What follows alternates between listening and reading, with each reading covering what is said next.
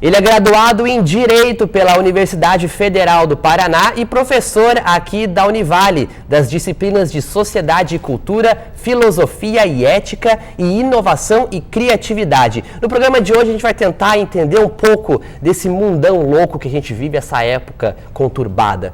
Hoje no Cafezinho A2 eu vou conversar com o professor Osmundo Saraiva Júnior. Está começando o programa agora.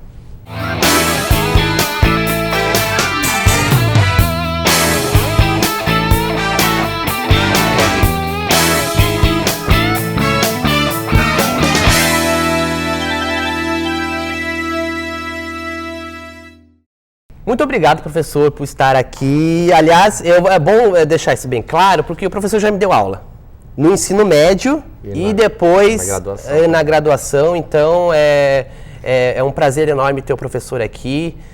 Já estava para chamar há um tempo já, tá? É verdade. Mas antes tarde do que nunca, não é verdade? Professor, o professor, ele é graduado em Direito, mas chegou a advogar ou não? Um ano só, apenas um ano. Mas não foi a minha área, não era meu interesse. Depois eu fui para o comércio, né? Fiquei muitos anos no comércio, fui dono de restaurante aqui em Balneário Camboriú por 8 anos. E daí comecei a dar aula e estou até hoje. Pois é, mas o professor sempre quis ser professor? Ou... Não, nunca quis. Nunca? Até hoje eu não quero falar. Não quero, não. Eu me apaixonei pela educação, mas não tinha a mínima intenção de ser professor, né? Minha família toda é do comércio, então a tendência natural é a gente seguir os pais. Eu sou a ovelha negra, né, da família, assim, em relação à profissão. Então, nem segui a minha própria profissão, né, que seria o direito. Mas eu estou muito satisfeito com a educação, apesar dos pesares. Tá indo bem legal. Mas no começo eu nem imaginava ser professor, né, e até o preconceito que eu mesmo tinha com a profissão era muito grande. Depois eu fui me realizando, fui devagarzinho, e hoje estou aí. Tá, mas o professor chegou a advogar, ser advogado? O que o professor fez nessa área? Eu fiz mais assessoria jurídica na época, eu estava terminando a faculdade, né, e com um conjunto de colegas, uns formados, outros não, a gente abriu um escritório em Curitiba, mas não funcionou. Não funcionou o escritório. É o sonho de acadêmico, né? Sair, já enfrentar o mundo. E não estávamos preparados. Hoje a maior parte daqueles meus ex-sócios estão na magistratura, né? Então, 2 juízas lá no Paraná. E a gente vai indo, assim, mantenho contato com eles, com o pessoal de direito, por amizade, mas eu não posso dizer que sou um entendido em direito, porque eu estou afastado da profissão há muitos anos, né? Então a gente pode dar uns petelecos de vez em quando. Mas e qual foi a primeira turma do professor? Lembra da primeira turma, da primeira aula? Assim? A primeira aula foi no Liceu Catarinense. Balneário, né? Balneário Camboriú. Foi acho que 2001. Eu me lembro perfeitamente, foi em agosto de 2001, porque logo em seguida teve o atentado do World Trade Center, então daí toda aquela polêmica. Marcou. A primeira aula eu preparei, eu nunca tinha sido professor, né? Uma aula de 45 minutos eu preparei a aula, achei que era o suficiente, em 15 minutos eu dei todo o conteúdo. E daí eu tenho que fazer nos outros 30 minutos de aula. Vamos conversar com a galera. Vamos debater. Pena de morte. Daí meti a pena de morte na história, né? E deu um debate, foi legal. Até parecia que não estava improvisado. Mas daí o professor sempre deu aula de sociologia. No caso, quando eu tive aula com o professor, se chamava Atualidades. Exatamente. Mas não deixa de ser uma sociologia, né? Uma análise só que mais contemporânea. Era Atualidades também e Cidadania. Para o ensino fundamental, porque eu dei aula desde a 5ª série, né? Da 5ª série em diante. Era Cidadania, e depois no ensino médio era Atualidades. Como eu fui professor dos colégios de energia unificado de Atualidades, o energia depois de algum tempo foi Sociologia mesmo. O ensino médio, o que eu vejo assim, principalmente nesses colégios que o professor trabalhou, que inclusive fiquei quase a minha vida toda, eles preparam bastante o aluno para o vestibular.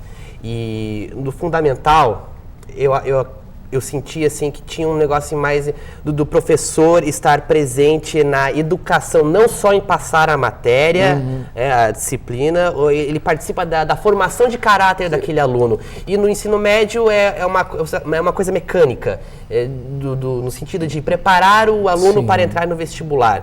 E ela não acaba dando uma superficializada no assunto, na disciplina, ou o que o professor acha disso?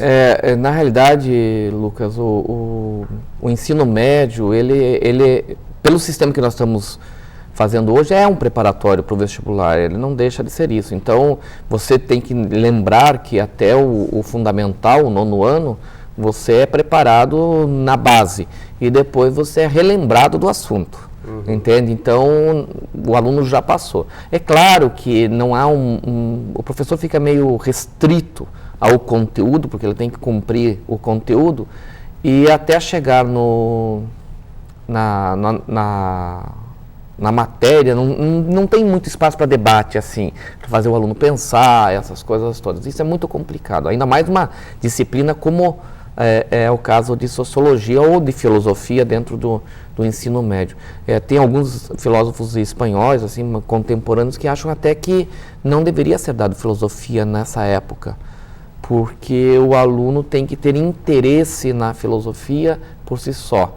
E nós temos uma certa dificuldade no ensino de filosofia no ensino médio, no ensino fundamental, principalmente o fundamental. A criança ainda não tem maturidade para debater, ela tem que absorver, é tipo uma esponja de conhecimentos. Eu não sou muito favorável à linha de pensamento do Paulo Freire, que acha que tem que partir do conhecimento da criança. Eu acho que nós temos que colocar conteúdo para a criança, não adianta você partir do conhecimento. Nós estamos com problemas na educação hoje justamente por falta de conhecimento. Nós estamos nos piores lugares em matemática, nos piores lugares em português. E não adianta você fazer uma reforma do português para dificultar a língua, facilitar a língua de quem não sabe escrever direito. Então é muito difícil hoje em dia a educação. Eu acredito que o professor tem que ser restrito, é uma opinião minha, né? Não tem, claro que tem controvérsia, vai ter gente contrária a isso, que o professor tem que ficar no ensino, não na formação de caráter do aluno. Que isso é responsabilidade dos pais em casa? Dos pais. A parte moral, de ensinamentos de limites para a criança, tem que vir da família, porque escola, então, o professor acha que a escola não é de responsabilidade da escola? Não. É isso? Quantos professores você tem? Claro, no ensino fundamental é um número bem menor de disciplinas e menor também de professores. Mas cada professor tem uma linha moral, uma linha ética diferente, então nós não podemos tentar passar o que eu penso para o aluno de uma forma que esse aluno absorva algum conhecimento. Eu posso expor ao aluno o meu pensamento, dizendo que tem outros pensamentos parecidos ou diferentes, e abrir até para o debate, mas ele tem que ter uma carga de conhecimento de casa. Eu não posso colocar, e o conflito que está tendo entre escola e pais, talvez seja esse exatamente.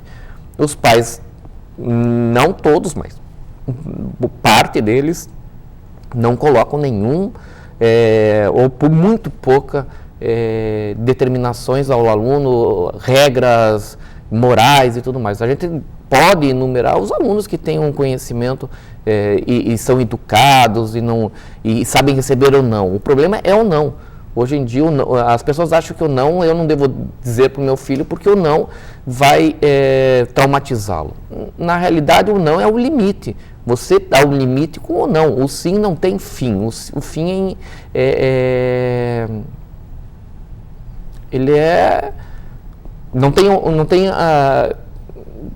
ele tem o sim, ele vai te dar, o céu é o limite pro sim. Então, eu posso fazer uma coisa? Sim. Posso beber antes de sair? Sim.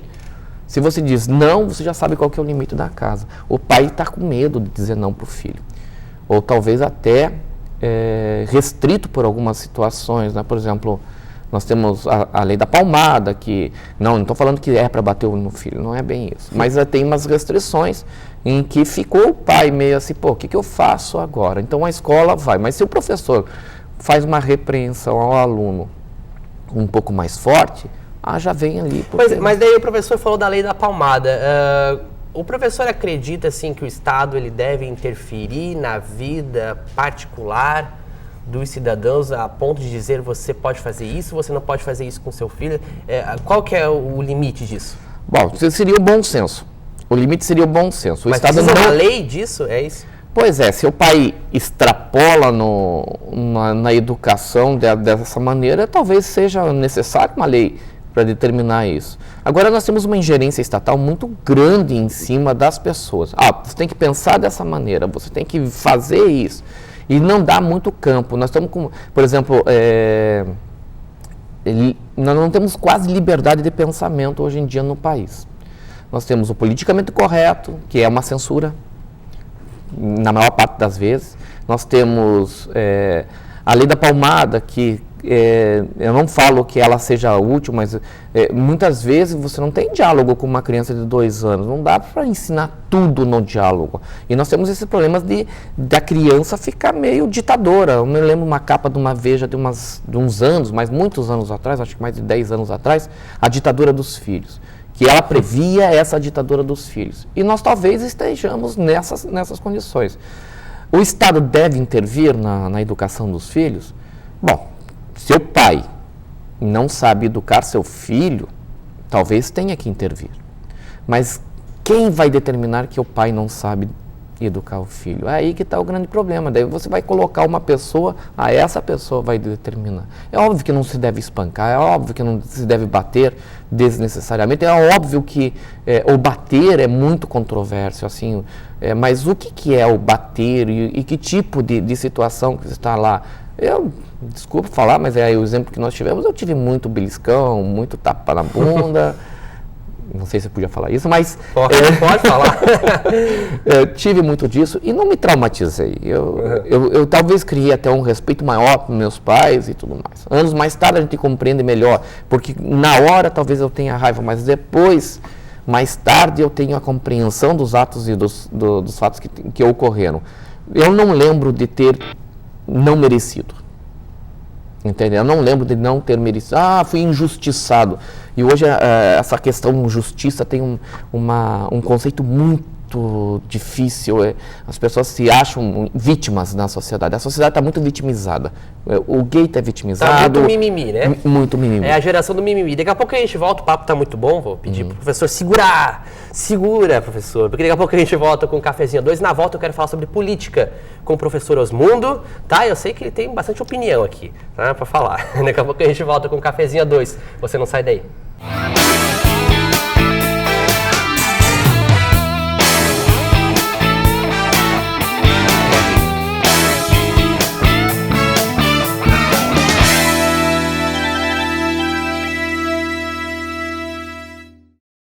De volta com o Cafezinho 2, hoje eu estou conversando com o professor Osmundo Saraiva Júnior. Ele é professor aqui da Univale, da aula de Sociedade e Cultura, Inovação e Criatividade, Filosofia e Ética. Muito obrigado pela presença do professor aqui e a gente vai falar sobre política agora. Nossa. Que eu sei que o professor escreve textão no Facebook, sim.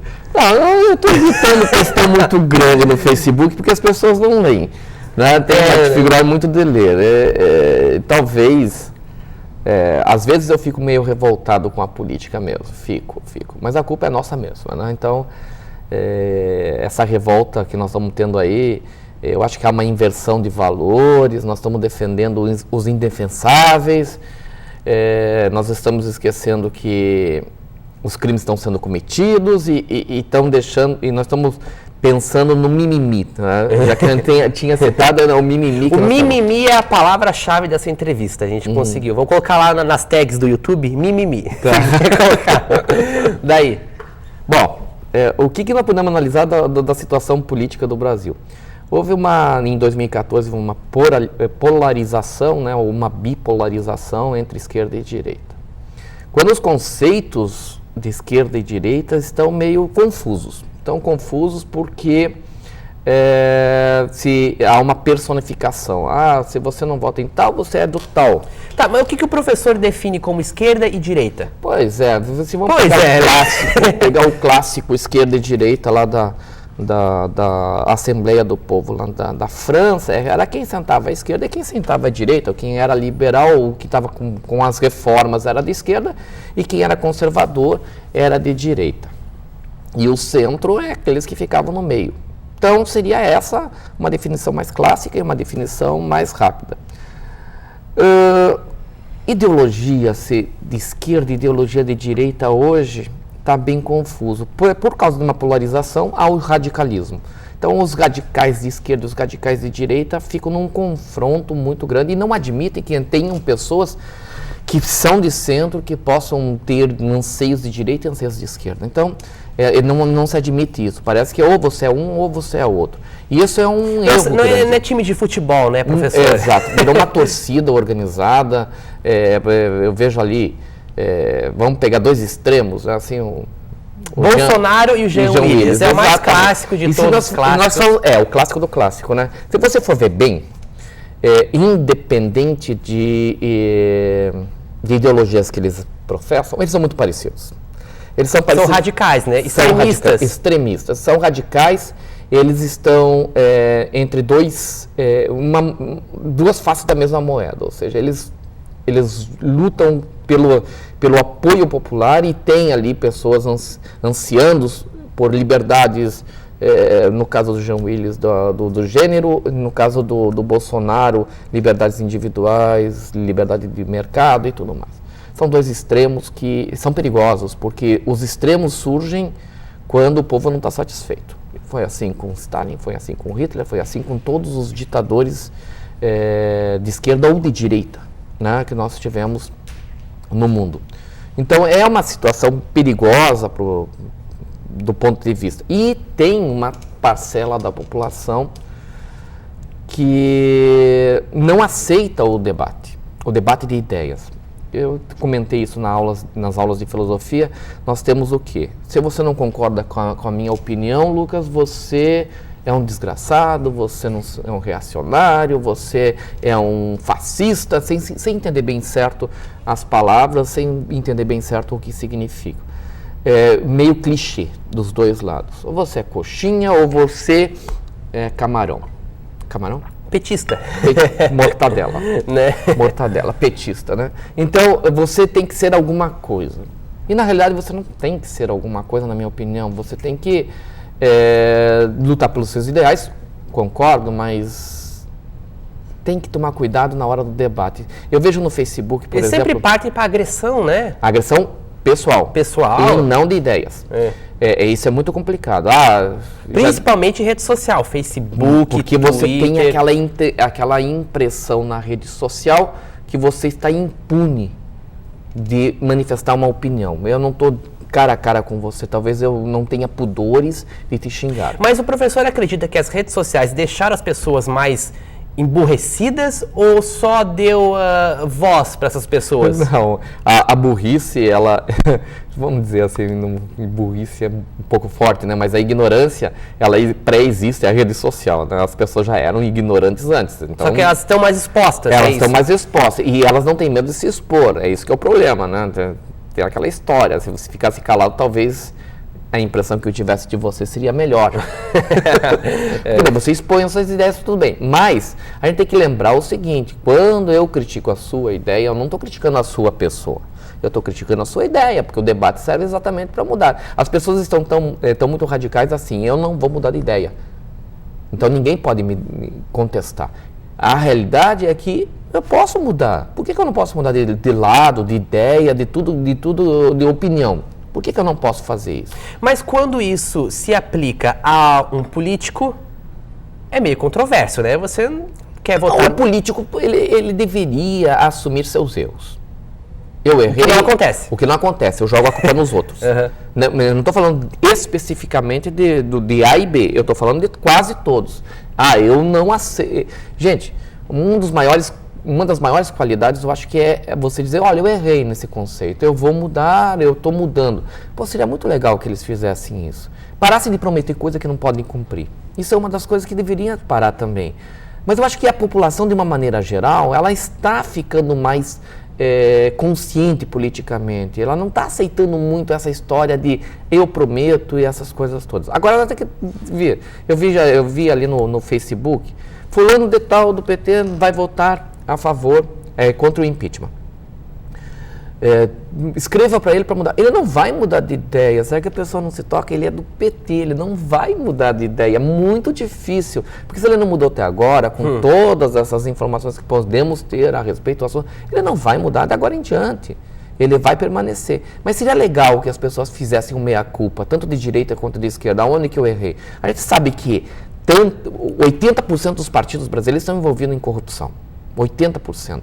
Então é muito difícil que você tenha uma pessoa, o salvador da pátria. Vamos parar com o salvador da pátria. Nós temos que ter noção séria das coisas. Essa coisa de dizer, fulano é fantástico, ele não erra. Pô, nem Deus, né? Se você for pegar o que o professor acha das manifestações e principalmente uma coisa muito curiosa e muito irônica que eu observo é que as pessoas elas vão para as ruas gritar contra a corrupção usando uma camiseta da CBF. Sim. É uma grande ironia. O que o professor acredita? O professor vai às ruas? Eu vou às ruas porque eu acho que não é uma ou outra coisa. Eu sou contra impostos abusivos que nós temos. Não é o imposto alto que é o problema. O problema é o retorno. Nós somos os piores em retorno de impostos no Brasil. Então nós teríamos que ter retorno. Mas não, o retorno talvez para mim, não, porque eu não tenho filho, não tenho o retorno para a população de maneira geral. Você dá um assistencialismo barato aí, isso não é retorno. Isso não é retorno. Porque você veja só, o que gastou no Bolsa Família é mínimo do que se roubou da Petrobras.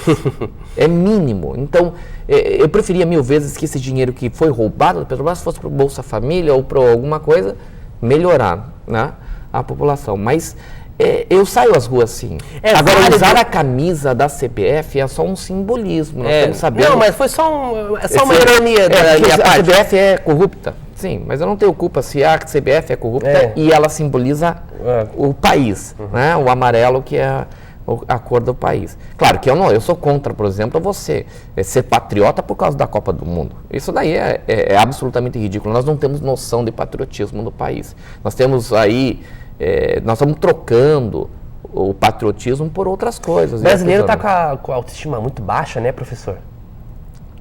Eu acho que a gente está meio borocochô. Não, eu acho que o brasileiro ele está com autoestima muito alta, até por sinal, nesse sentido de reivindicações. Ele não está deixando passar muito batido, tanto de um lado quanto do outro. Então, estão se manifestando. Se há motivação econômica por um lado ou econômica por outro, daí é outra história, né? Se você está indo porque você quer ou está indo porque estão pagando, é outra história. Mas eu acho que o brasileiro, isso é um renascimento de ser brasileiro. Agora nós temos que deixar bem clara a noção de patriotismo para uma pessoa. O que é ser patriota, né? A minha bandeira, por exemplo, dentro da noção de patriotismo, ela vai ser intocável. O hino é intocável, ou seja, a gente não pode queimar a bandeira porque eu estou contra a política econômica do governo. Governo é uma coisa, país é outra. O Brasil tem que estar acima de tudo. Eu sei que o professor não é um guru, e nem um vidente, nem é médium. Nem pretendo ser. Mas eu queria saber do professor, o que o professor acha que vai acontecer nos próximos meses, nos próximos anos, com a nossa política, o que o professor acha que vai dar nesse Brasilzão? Tá, vamos pegar por etapas aí. Essa é uma pergunta que eu me faço sempre. O que aconteceria se a Dilma permanecesse no governo? Tem plano de governo? Tem alguma coisa que vai acontecer? Tudo que ela prometeu no ano passado, ela não cumpriu direito, então por que permaneceria com ela? E o que aconteceria se assumisse o Temer? Daria modificações? Faria alguma coisa? Eu acredito que a resposta é não para as duas situações. Mas, talvez, modificações tenham que ser feitas. E rápido. Rápido porque nós estamos com uma economia, não adianta mais falar que não tem crise. Não adianta falar. Nós estamos com a crise séria, está batendo forte. Desemprego em 10 milhões, né? Então a gente não dá para dizer qual vai ser o futuro do país. Ela é política, essa crise? Da econômica se transforma em política. As pedaladas são exemplos de que em 2014 nós já tínhamos problemas sérios. Ali foi feito um gráfico ontem na Globo News que mostrava ali que o número de desvio de dinheiro no Fernando Henrique Cardoso e no Lula era de 900 milhões, quase 1 bilhão de reais. Da Dilma pulou para 50 bilhões de reais. Então, ela foi tampando os gastos do governo com as famosas pedaladas. Futuro, se não diminuir os gastos do governo imediatamente para adequá-los aos impostos arrecadados, que é recorde quase todo ano da arrecadação de impostos, nós vamos ter uma recessão cada vez maior. Tá? Estava vendo a balança comercial está com saldo positivo, maior em 28 anos. Por quê? Porque as importações diminuíram muito. Não que as exportações aumentaram demais, mas as importações diminuíram muito. Então, o futuro do país, estão falando só para 2018. Que o Brasil poderá, se tomar as medidas certas hoje, começar a ter um respiro em 2018. Então, nós temos 2 anos aí de governo Dilma simplesmente parado se continuar. Se trocar, poderá ter um efeito psicológico um pouquinho melhor, mas também, se não forem tomadas medidas, se não houver o corporativismo dos políticos, que tem bastante, vai continuar igual. Não adianta mudar o problema de lugar, né? Não. Tem que resolver. Muito obrigado, professor. Estouramos o tempo aqui, mas foi muito bom o papo. Adoro o professor. Saudades das aulas do professor.